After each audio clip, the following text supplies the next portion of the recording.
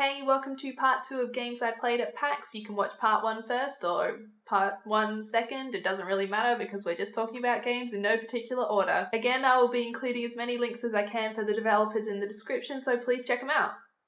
Giving thumbs up in a weird way.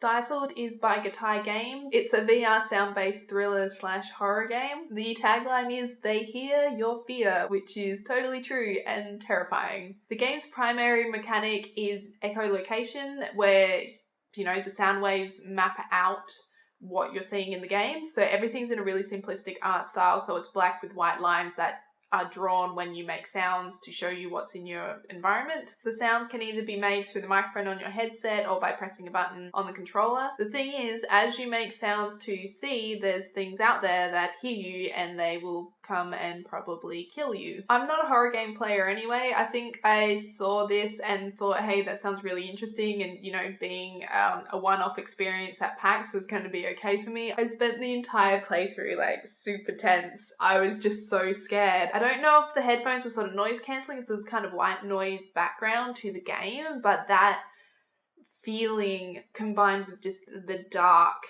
and stark just white lines of it being so minimal just made me feel so isolated in the games, which just really added to that tense feeling for me. I just felt alone and scared, and I didn't want to make a sound because I was terrified of what was going to come out at me. I'm not entirely sure of the story in the game. In the demo there was a car crash, and I'm guessing we were trying to find our way out. We ended up in the sewers, and there was lots of splashing which was making noises and scaring me, and then there was something in there, and that was a big nope. This was my second time playing a VR game, the first time being the Tex Murphy Poison Pawn game that I played at AvCon. I found this one easy to play purely because it was with the controller, and I've used a controller before instead of the clicky VR things that I've never used. That being said, I'm never going to play this game again. I'm sorry. It was definitely a once-off for PAX because my heart so could not take that again. But if you feel like having a heart attack, it is available on Sony VR right now, so go have a look. Eatvolve is by Papadia. It's a mobile game that looks like a retro platformer. It has pixel art. It's really cute, except it's sort of more like Spelunky, where you grow and get bigger and explore and get further in the caverns or go up above to the trees or something like that. But when you die, it resets and you've got to start all over again. I honestly thought it was going to be really cute and just, you jump around as a cute little squirrel because that's what the poster looked like, and I was so excited to be a flying squirrel. And then it turns out you've got to kill other creatures to take on some of their traits to explore, and it quickly became the most violent game I played at PAX. Basically, to get around the cabin, you start as a worm, and worms are good for nothing, so you have to eat and kill other things. So if you want to be able to walk up walls, you've got to eat a lizard, and if you want to be able to fly, you've got to eat butterflies or something else that flies, and if you want to shoot fireballs, you've got to eat something else. And there comes the name, Eatvolve. I didn't think about it when I went to play it. I thought it was really interesting that even though it's a platformer, it played in a vertical format. The developer said this choice was made to limit how much the player can see, to make the traversal of the cabin more difficult, which I definitely agree that it did, because I was absolutely terrible at this game. I did not do very well at all. It was really fun though, and it was kind of cool trying to figure out what would make the cutest combination of creatures. Actually, each combination of animal takes 30 sprites, I think it was, to create the animation cycle for it, which is just incredible and a huge amount of work. I think my favorite combination that I got in my very limited playtime, because I was bad at it. Did I say that enough times yet? I was very bad at this game, but I made a squirrel lizard thing, so I could walk up walls, but I could also fly quite far. It's available on PC right now, which I think gets updated every couple of weeks, but I'm not quite sure when the game comes out in full.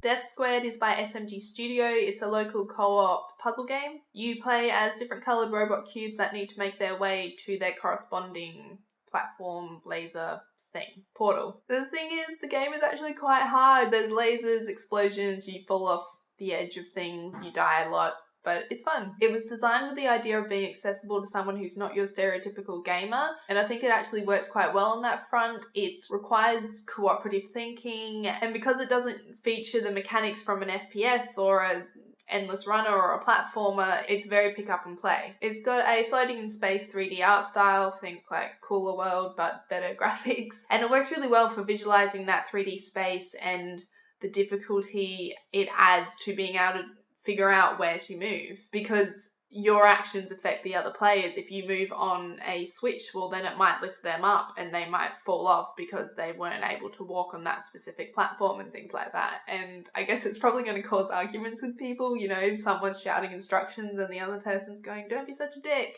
because I don't want to listen to you being rude and telling me what to do instead of saying please and thank you. We only played a couple of levels and that was pretty much like, my brain is too tired, we've been at a convention all day. Ugh. So it's definitely something that I will be playing after I've had a nap and Bryn has had a coffee, because otherwise we won't be able to function and figure it out. It also has merchandise like plushies and pins. Plushies I thought was pretty amazing. I would totally get one. Stick it with my Fox box. He's over there. That's my little one. I have multiple Fox boxes.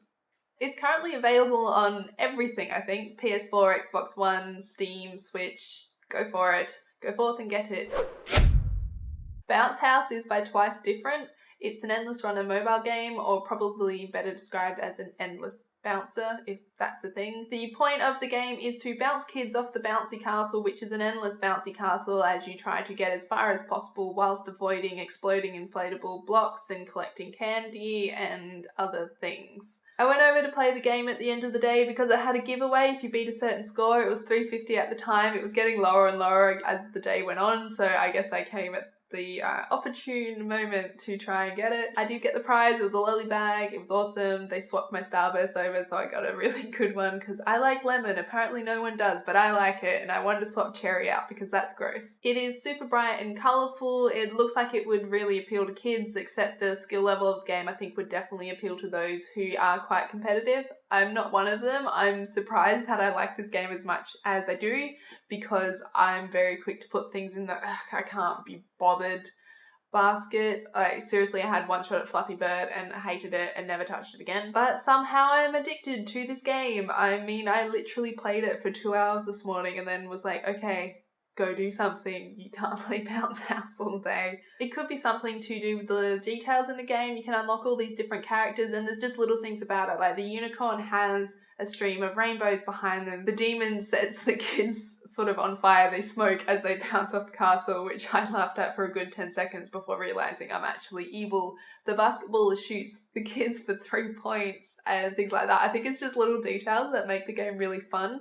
Even at the start, before you bounce in and explode onto the castle or whatever you want to call it, there's a supervisor, a castle supervisor who's letting kids onto it. And as you go through the level, they're actually chasing after you, I'm guessing to tell you off. I actually chatted to the developers at the booth for, I think, probably an hour. It was really fun hearing about the origin story of the game. I think it all began with an afternoon tea in Perth, which is kind of great, to be honest. I'm a fan of afternoon tea. Not as good as brunch, but it's pretty good. There's a Halloween pack available on the game right now, which included a character called Flappy Bat, which gives it a different mode, like Flappy Bird, but it's a bat. I like it more than Flappy Bird, but possibly only because it's a bat. It's available now for free on iOS and Android. If you want to try and beat my high score, it's currently 1,577. I had so much fun at PAX and playing all these different games, and I can't wait to go next year. I'm definitely going to get the 3-day pass next time so I can play more. Thank you so much for hanging out with me and talking with me about these games. I would love to hear what you played at PAX, so please tell me in the comments below. And if you haven't watched the first video, go check that out, and I will see you soon. Bye!